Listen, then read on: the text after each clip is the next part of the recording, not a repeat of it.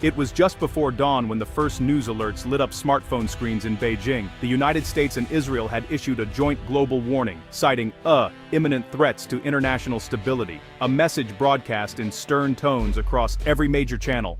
The flashing red banners on CCTV startled viewers, their eyes glued to the ticker scrolling with urgent updates. In minutes, the phrase or global warning trended atop Weibo, echoing from the halls of power to the city's crowded subways. Inside Zhongnanhai, China's top leaders gathered in hurried session, faces set with concern. The warning's timing, just as tensions simmered in the South China Sea, raised chilling questions. Was a new crisis about to unfold? Officials whispered anxiously, cell phones buzzing with real-time intelligence from embassies abroad. The mood was tense, electric, and uncertain. Even seasoned diplomats exchanged uneasy glances. Across the city, ordinary people watched in shock and confusion. Street vendors paused, radios in hand, while office workers clustered around televisions in lobbies.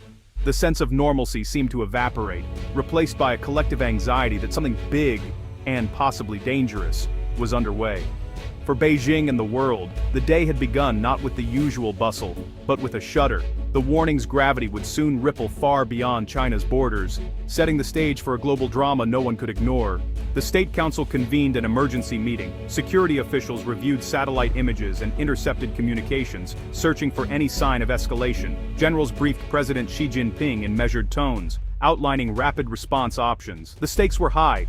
Every decision would echo around the globe. Diplomats reached out to Washington and Jerusalem, demanding clarification about the warning's intent. Was it about military maneuvers, cyber threats, or something more shadowy? Analysts dissected each word of the joint statement, hunting for clues and hidden meanings. The air was thick with urgency. No detail was too small to overlook. Outside the government compound, police tightened security at airports and embassies. Extra patrols lined Tiananmen Square, while surveillance drones buzzed overhead. News anchors urged calm, but their voices betrayed a note of worry. Rumors swirled about military mobilizations, cyber attacks, or a diplomatic showdown.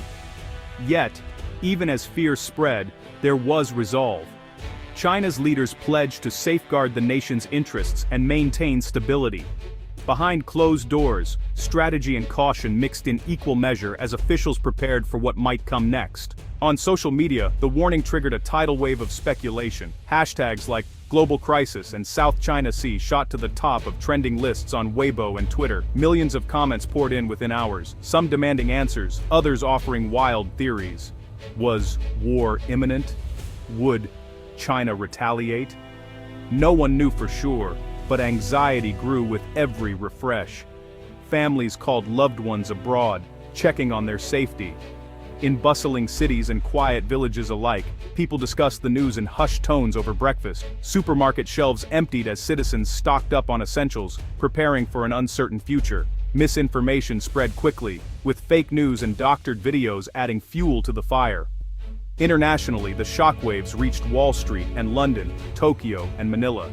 Stock markets dipped and currencies wobbled. News anchors in New York and Paris speculated about possible scenarios, from cyber attacks to naval confrontations. The world, it seemed, was suddenly smaller and much more fragile. Yet amid the confusion, voices of reason emerged. Experts urged patience, reminding everyone that cooler heads must prevail. But for ordinary people, reassurance was hard to find. All eyes remained fixed on the next headline, hoping for clarity in the storm. Why did this warning matter so much? The answer lay in the churning waters of the South China Sea. This region, stretching from the coasts of China and Vietnam to the Philippines and Malaysia, is one of the world's busiest shipping lanes. Each year, trillions of dollars of goods pass through these waters: oil, electronics, food, and more. But it's not just about trade. The South China Sea is rich in fish, oil, and gas. Its islands and reefs are claimed by many countries, each eager to secure resources and strategic control. China has built artificial islands and military bases, while the United States routinely sends ships to challenge these claims. The area is a powder keg of competing interests, where even a small incident could spark conflict. International law, including the freedom of navigation, is often tested here. The region's importance makes every standoff a global event, watched by governments and markets alike. One misstep, could disrupt supply chains from Shanghai to Los Angeles. So, when the United States and Israel issued their warning, the world immediately looked to these waters. Would the next crisis erupt on the sea's contested waves, or could diplomacy steer the region away from disaster? For those living and working in the South China Sea, the tension is more than headlines, it's a daily reality. Fishermen from the Philippines, Vietnam, and China set out each morning, hoping for a good catch but fearing intercepts by foreign patrol boats. They navigate a maze of reefs and territorial boundaries, always watching for signs of trouble. On tiny islands and remote outposts, families depend on fishing and tourism to survive. Children attend school under the shadow of military installations. Supplies arrive only when seas are calm and safe. Stories of harassment, seized boats, or missing crew members are all too common. Despite the risks, communities endure. Fishermen share intelligence about patrol schedules. Islanders organize watch groups, relying on radio and word of mouth. Local leaders balance tradition with the pressure of international headlines, trying to keep life as normal as possible. Their resilience is remarkable, but anxiety simmers beneath the surface.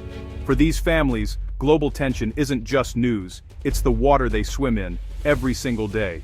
Modern technology has raised the stakes in the South China Sea. Satellites, drones, and surveillance planes scan every movement. Social media spreads news and rumors in seconds. A single video of a close naval encounter can trigger global outrage before facts are known. Governments monitor each other's moves with artificial intelligence, but machines can make mistakes. Algorithms flag routine patrols as threats. Hacked accounts spread disinformation. In this environment, even small misunderstandings can spiral out of control. Media coverage amplifies every incident. International journalists race to report on confrontations, sometimes relying on shaky footage or anonymous sources. Meanwhile, citizens everywhere post their own theories, fears, and hopes, adding to the noise. Technology promises transparency and speed, but it also brings confusion, escalation, and, sometimes, panic. The challenge is to use these tools for peace, not provocation. The Philippines sits at the front line of the South China Sea dispute. Its government has fought hard to defend its rights, turning to international law for help. In 2016, a landmark tribunal ruled in Manila's favor, rejecting many of China's claims. Yet enforcement has proven difficult and tensions remain high. Diplomats shuttle between Beijing, Washington, and The Hague.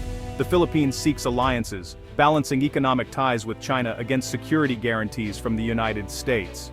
President and foreign ministers repeat their calls for peaceful dialogue, even as Coast Guard ships shadow Chinese vessels near disputed islands. On the ground, local communities organize workshops to inform residents about their legal rights. NGOs offer support to families affected by standoffs at sea.